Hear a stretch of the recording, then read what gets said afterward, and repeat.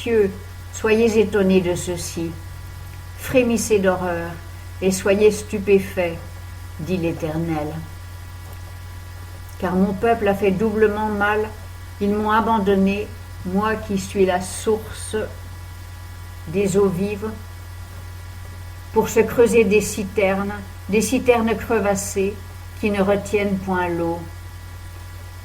Israël est-il un esclave ou est-il né dans la maison? Pourquoi donc a-t-il été mis au pillage? Contre lui, les lionceaux rugissent. Ils lui ont fait entendre leur voix. Ils ont mis son pays en désolation. Ses villes sont brûlées, il n'y a plus d'habitants. Même les enfants de Noph et de Takhpanès te dévoreront le sommet de la tête. Cela ne t'arrive-t-il pas parce que tu as abandonné l'Éternel ton Dieu pendant qu'il te conduisait par le chemin? Et maintenant, qu'as-tu à faire d'aller en Égypte, boire l'eau du Sichor? Et qu'as-tu à faire d'aller en Assyrie pour boire de l'eau du fleuve? Ta malice te châtiera, et les infidélités te reprendront, et tu sauras, et tu verras que c'est une chose mauvaise et amère que tu aies abandonné l'Éternel ton Dieu, et que ma crainte ne soit pas en toi, dit le Seigneur, l'Éternel des armées. Parce que dès longtemps tu as brisé ton joug, rompu tes liens, tu as dit « Je ne servirai point ». Mais sur toute colline élevée et sous tout arbre vert, tu t'inclines, tu te prostitues. Et moi je t'avais planté comme une vigne excellente, dont tout le plan était franc. Comment t'es-tu changé pour moi en sarment de vigne étrangère? Quand tu te laveras avec du nitre et que tu prendrais de la potasse en abondance, ton iniquité demeurerait marquée devant moi, dit le Seigneur l'Éternel. Comment dis-tu?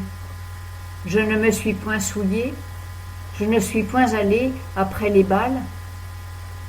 Regarde tes pas dans la vallée, reconnais ce que tu as fait, dromadaire légère qui ne tient pas de route certaine. Ânesse sauvage, accoutumée au désert, qui dans le désir qui l'anime, hume le vent, qui l'arrêtera dans son ardeur. Nul de ceux qui la cherchent ne se fatigue, on la trouvera même en son mois. Garde ton pied de se déchausser, ton gosier d'avoir soif, mais tu dis, c'en est fait, non, car j'aime les étrangers, et j'irai après eux. Comme un voleur est confus quand il est surpris, ainsi seront confus ceux de la maison d'Israël, eux, leur roi, leur chef, leur sacrificateur et leur prophète. Ils disent au bois, tu es mon père, et à la pierre, tu m'as donné la vie. Car ils m'ont tourné le dos et non le visage. Et ils diront au temps de leur malheur, lève-toi et nous délivre. Et où sont les dieux que tu t'es faits? Qu'ils se lèvent s'ils peuvent te sauver au temps de ton malheur. Car tes dieux, ô Juda, sont aussi nombreux que tes villes. Pourquoi plaideriez-vous avec moi? Vous vous êtes tous rebellés contre moi, dit l'Éternel. En vain ai-je frappé vos enfants. Ils n'ont point reçu d'instruction. Votre épée a dévoré vos prophètes comme un lion destructeur. Ô génération, considérez la parole de l'Éternel. Ai-je été un désert pour Israël ou une terre de ténèbres? Pourquoi mon peuple a-t-il dit, nous sommes nos maîtres, nous ne viendrons plus à toi? La Vierge oublie-t-elle ses ornements? La Vierge oublie-t-elle ses ornements? La jeune épouse ses ceintures? Mais mon peuple m'a oublié durant des jours sans nombre. Comme tu es habile dans tes voies pour chercher ce que tu aimes, c'est pourquoi aussi tu accoutumes tes voies au crime. Même sur les pans de ta robe se trouve le sang des pauvres, des innocents, que tu n'avais point trouvé en effraction.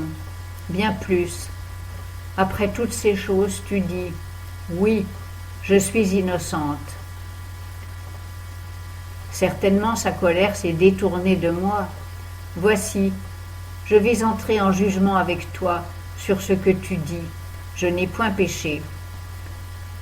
Pourquoi tant te précipiter pour changer ton chemin? Tu auras autant de confusion de l'Égypte que tu en as eu de la Syrie. De là aussi, tu sortiras ayant tes mains sur la tête, car l'Éternel a rejeté les objets de ta confiance, et tu ne réussiras point auprès d'eux.